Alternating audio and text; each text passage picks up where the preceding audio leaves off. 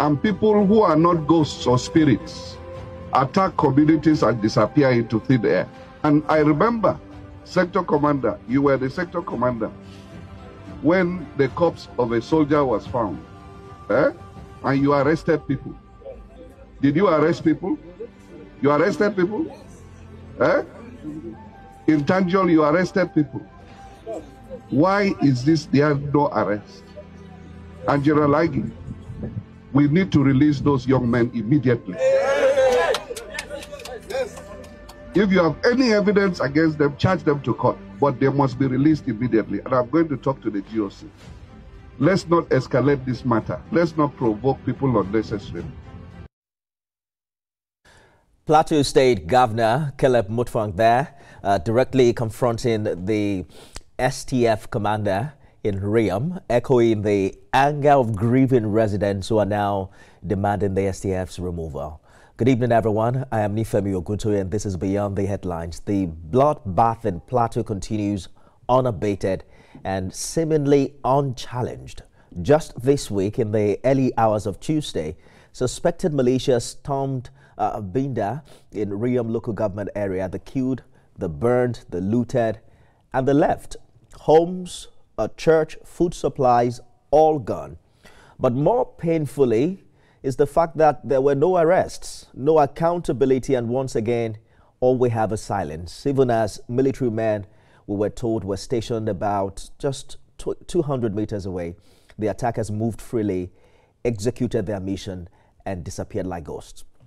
But as the governor said, these killers are not spirits. So why does it always feel like they vanished without a trace? What is really going on? Tonight, we're joined by the Commissioner for Information and Communication in Plateau State, Honorable Joyce Ramnap, as we seek clarity, accountability, and above all, assurance that Plateau will not continue to bleed like this. Madam Commissioner, thank you for joining us, especially at such a heavy time. Good evening. Welcome to Beyond the Headlines. Let's begin with the governor's exchange with the commander, and I want to play that excerpt for you again. We cannot continue like this, and people who are not ghosts or spirits attack communities and disappear into thin air. And I remember, sector commander, you were the sector commander, when the corpse of a soldier was found, and you arrested people. Did you arrest people? You arrested people? In Tanjol, you arrested people. Why is this there no arrest? And General Igi, we need to release those young men immediately. If you have any evidence against them, charge them to court, but they must be released immediately. And I'm going to talk to the GOC. Let's not escalate this matter. Let's not provoke people unnecessarily. You heard Mr. Governor there questioning why no arrests were made. He referenced the arrest of certain people when a soldier was killed, but nothing now when civilians lie in shallow graves. What's really happening? What is it that we don't know? Thank you very much, Nifemi. I would begin by again sharing our pain on the unfortunate incident again that people were murdered and their farmland destroyed. And of course, in that attack, we lost about 27 people, including women and children and the aged. They were all killed in cold blood and their houses burned. Their farmlands were destroyed. The families of those that lost their lives. We are praying along on those that are still in the hospital with different degrees of injuries that are still undergoing treatment at the moment. You recall that in recent times, Plateau State has been having different levels of attack, which we have been very straight about it, that this is pure genocide on our own people. There's no rule to engagement. There's no provocation. It's even uncalled for in the first place, but you can see the level of havoc they create. They go into a family. They want to wipe off everyone in that family. They kill innocent children that know nothing about what is happening. In any case, there's nothing that should even provoke this unwanted destruction that we're experiencing as a people on the plateau. So this is rather sad and unfortunate that we've been having that. Over the few months, places where we've been having attacks has been those hard to reach communities that are far off and at the border areas of Plateau State. They seem to have their way in places like that. They appear from nowhere, do this havoc, and then disappear suddenly. But this case, this very last incident that happened, is the one that is worrisome because of its proximity, the community's proximity to the military checkpoint. And this is why the governor is asking some relevant questions. Now, in the incident that led to this is that we got the eyewitnesses to even say their own side of the story. Thankfully, the army leaders are there, their officers are there, and they heard what the people said. And this is why the governor is asking questions. These people were very close. Within, from our own judgment, it's about 200 meters from where those people were killed and where the military were operating from. And this is why he was asking those questions. Why is there no arrest? You had this like to engage those bandits or those killers, but there's no arrest. Nobody was even injured amongst them to say, okay, this is who we can hold on to guide us in our investigation, to know where these people are coming from. And then suddenly, where did the people distinct as a people on the plateau? And then you would also realize that subsequent happenings around, there's been series of attacks, arrests. I beg your pardon. There have been series of arrests, and in this case, no arrest has been made. I hear you clearly, Honorable Ramnap. Is it your government's view that some elements within the security agencies are actually complicit, as many in the community strongly believe? Yeah, it's just obvious. It's very obvious, right? But we are also very careful to not to just stereotype the efforts of the gallant security operatives that are helping us as a people in Plateau. They're still protecting us as a people on the Plateau. Some are very dedicated to their jobs, doing their best to give the proper protection that we need as a people.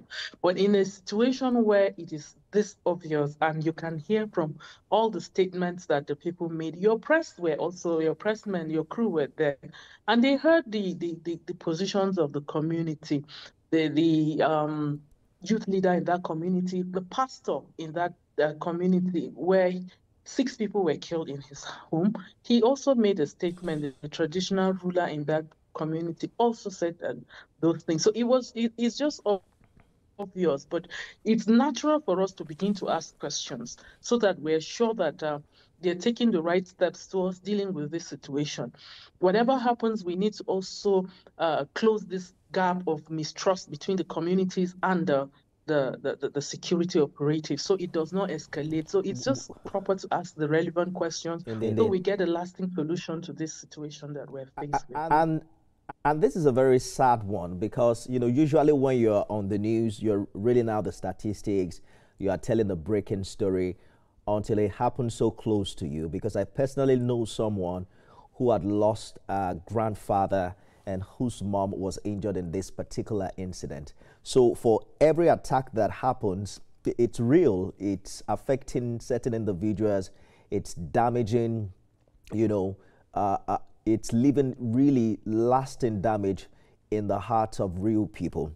The governor directly asked for the release of some people currently in military custody. And then he went on to say that, they can charge them to court if there's evidence. But do you think there's a communication breakdown as we speak between the state and the military? Why is the governor escalating this? Is there a system failure somewhere? I do not want to say that there is a system failure or there's a communication breakdown between us. Over this period, we've had very good understanding and good working relationship. And I must say that they are also doing their best to ensure that peace returns to Plateau State. You would agree with me that in some cases, this level of criminality, it's like hybrid. It's getting different by the day. The dimensions at which they are coming from keeps changing and all of that. So it's obvious that you cannot pin it down to say that, oh, it was as a result of what has happened in the past that is leading to this. It's just for this obvious situation that we're looking at. And it's just natural for a leader, okay, to want to just get to the root of issues and then be done with, so that we are sure that there's nothing of compromise or of any nature. But he promised to take the matter up with the GOC and push it to the highest levels. Has that meeting happened? What's the update from that escalation? Of course, that meeting has happened. So we're just awaiting the outcome of that meeting.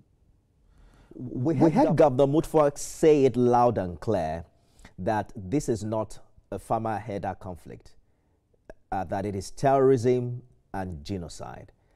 Are you saying that the state has intelligence pointing to an organized pattern? Who really are these attackers?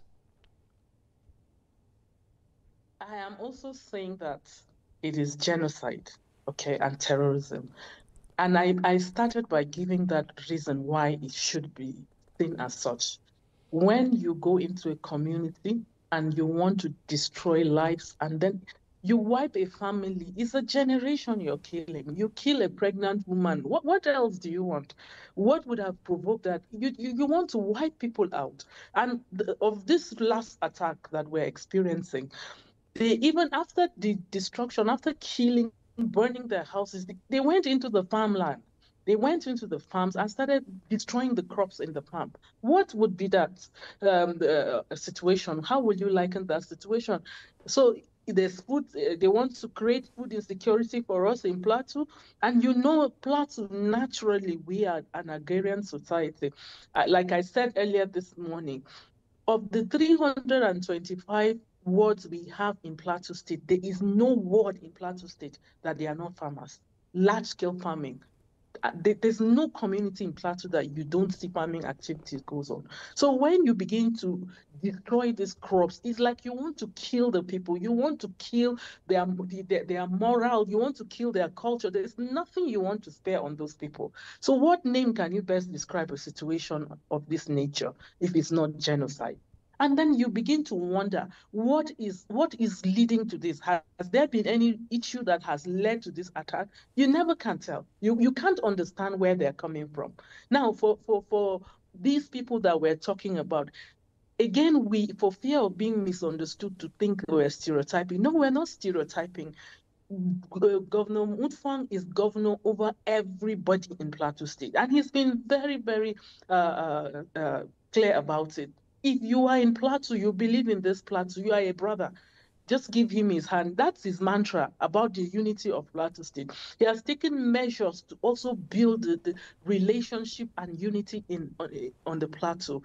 You know, just recently we also inaugurated a interreligious dialogue and advisory committee to build relationship of people within Plateau. So it's not because we want to resist or just... But as a government, you must have intel. I mean, you must by now know the identity of those attacking your people, right?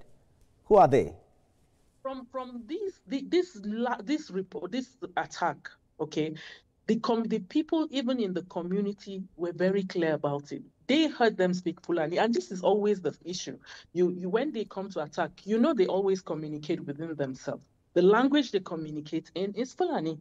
Okay, so it's not something that is hidden to say that, we do not know, but we know that, okay, there is a militia Fulani group that is attacking the people in Plateau State. It's very obvious from the reports that we're getting from the people. They didn't hide it. But interestingly, there are also Fulani people who live in Plateau, right? That is why that's why I mentioned, I said we do not want to stereotype to say, okay, because these are Fulani, so it applies to Fulani. Of course, they are Fulanis. We live with Fulanis. We have Fulani friends. We have Fulani in our communities that are living with us. Again, you still find these elements appearing, and then they do this destruction. And sadly, too, the mode of operation they come with is that they come, attack, and then they go out. They come, attack, and they go out. Okay, and this that is more frustrating is the fact that you cannot hold on to anyone to say, okay, where are you coming from? Are you the Fulanis that are within our community, or you're coming from elsewhere? As all sorts of insinuations is going on before us. Let us talk about the security architecture in Plateau as it is currently constituted. What exactly is the relationship between Plateau Security Network and the federal forces? Are you getting the kind of support and sincerity that the state needs to truly secure these communities? We are getting that support, I must say. We're getting that support. But I want to believe that the security forces are kind of stretched with the kind of happenings around us. I do not want to limit it to Plateau, but I think it's a national issue that needs attention. Okay, and this is why for us as a people in Plateau State, our position is that the state policing should be an option that we look at. The state policing should be able to guide, to cover for the conventional security operatives. You know, the efforts of our own state policing here, we have an Operation Rainbow. It's called Operation Rainbow, and that's our own state policing outfit. And the governor, on coming in, made efforts to rejig that security outfit. However, there's limitations in terms of their operations, and without the support of the federal government, again, there's no much that we can do.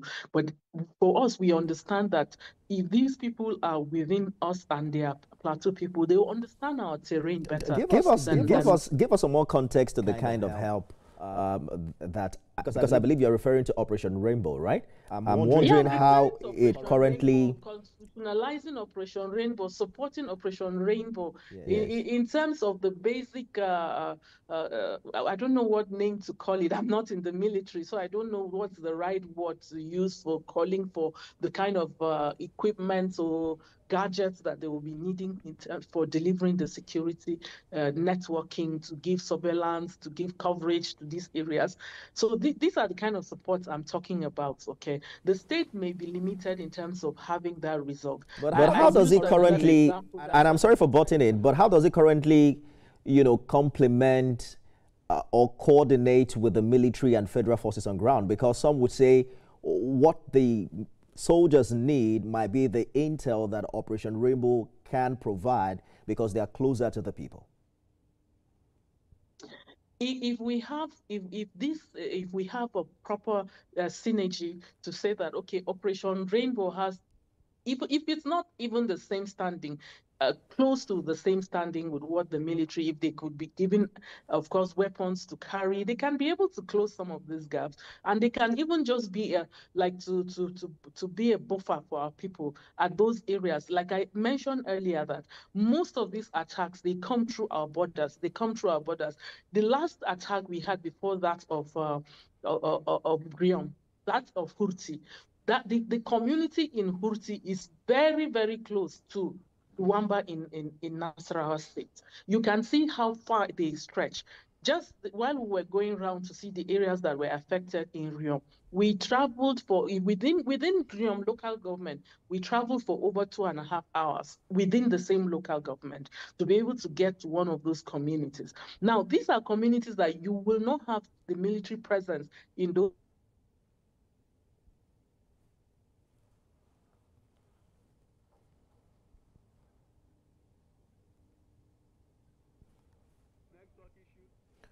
Well, we're working on reconnecting with the Commissioner for Information and Communication in Plateau State as we dig deeper to finding out the reality on ground, especially for a security challenge that has lasted for so long.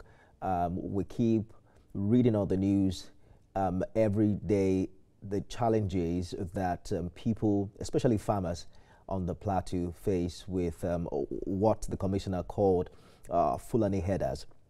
And there's also the challenge of how much help they are getting from the federal government and whether or not there is really a productive collaboration ongoing between state security operatives and also the Nigerian military. It's a very sad story, especially following the latest attack, which has seen that community now coming out to protest against the sector commander, suggesting that he was complicit in the recent attack. The governor you saw in the video earlier was asking if arrests were made when a soldier was killed weeks earlier, which he answered in the affirmative. But then 3 or 4 days after this latest attack, no single arrest has been made, and there were reports that security operatives were stationed just a few hundreds of miles away from where that incident transpired. It's another sad tale from the Plateau, especially when you look at the faces of members of this community, real people who have blood flowing in their veins, who have now lost family members, who have lost properties, who have lost farmlands, their crops, their food supply to these suspected militants. What way forward for the Plateau, and what exactly is going to happen differently beyond the sympathy visits? What practical steps is the state taking as we speak now to provide support for these victims who perhaps have now lost their only means of income and sustenance? The governor we heard was saying that this particular community will not fall, and that's a very bold statement to make for a state that has now come one day after the other reporting similar cases. What is the governor going to do differently? We're hoping that we are able to reconnect with the commissioner in time to be able to hear from the Mutffwang administration what it plans to do differently. The commissioner confirmed earlier that that meeting has now held between Mr. Governor and the GOC. We heard him say earlier that he would meet with the GOC to ensure that what happened in this community is thoroughly investigated. Mr. Governor is saying that Riam will not fall, but the people have heard similar words before, only for the next village to be hit. Why should they believe that this time will be different? Recall that Mr. President himself was in Benue recently following similar incidents of farmers being attacked on their farmland at the middle of the night, and it takes hours after the attack has been successfully prosecuted or executed before security operatives appear on scene. It's a sad tale we keep telling. What must happen differently, and how is government reacting? We're following this story very closely. It is dear to our hearts. We're hoping that government, which has the responsibility of welfare and security to the people at this point in time, wakes up and do something differently for the sake of the people that voted them to power. That's our show today. We'll continue this conversation subsequently as we get more updates. You can watch it again at midnight and at 6 a.m. tomorrow. I am Nifemi Okuntoye.